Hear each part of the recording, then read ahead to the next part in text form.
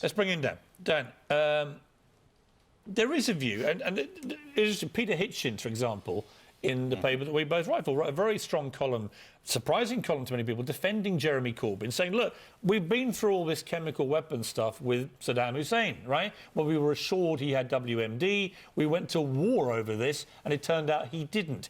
Why should we automatically believe our government when they say this was nerve agent, weapons grade, and it comes from Russia? Have we not learned our lesson to be more patient and to get to the bottom of this before we take any action? That's a common argument, but obviously the difference, the crucial difference between this and Iraq, well, one of the crucial differences is obviously in Iraq there wasn't any WMD, and at the moment we've got WMD lying all over Salisbury, and we've seen the evidence of that.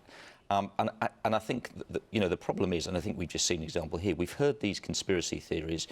It was Portland down, it was the Iranians, it was the cast of Peaky Blinders. You know, the reality is this was a Russian agent killed with a Russian nerve agent. There's no doubt that Russia does possess this nerve agent in a manner not dissimilar to assassinations that have occurred and been perpetrated by the Russians in the UK before.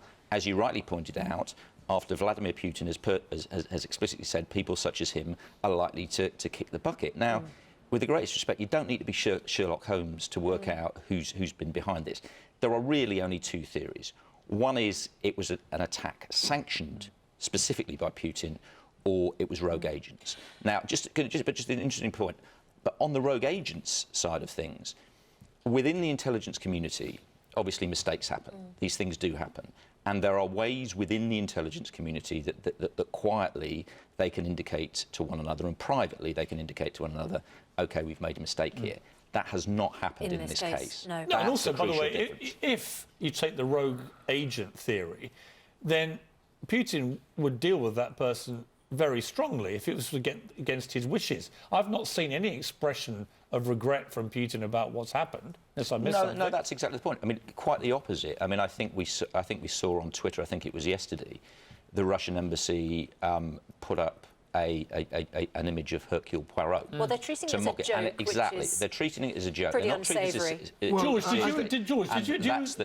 let me ask you this: did you agree with us expelling the 23 diplomats? If they were spies, the question is why they weren't expelled before now. If half the strength of the Russian embassy were espionage agents, what were the government doing in allowing them to roam around here? Don't we assume every country has spies? Well, if half of the embassy are spies, then something's wrong there. So, yes, I do. Moreover, I was calling for the seizure of assets of Russian thieves and runaways in London when the Tories were accepting hundreds of thousands of pounds in donations from them, almost £1 million in donations. So to try and paint people like me or even more Jeremy Corbyn, as Andrew Neil put it, if Jeremy Corbyn's so pro-Russia, how come the Russians are giving all that money to the Tories? Here's the problem that Jeremy Corbyn has, which is perception at the moment, is that he is sucking up to the Russians and not being strong enough on them. Theresa May's being tough on them. Politically, he's losing in public opinion at the moment.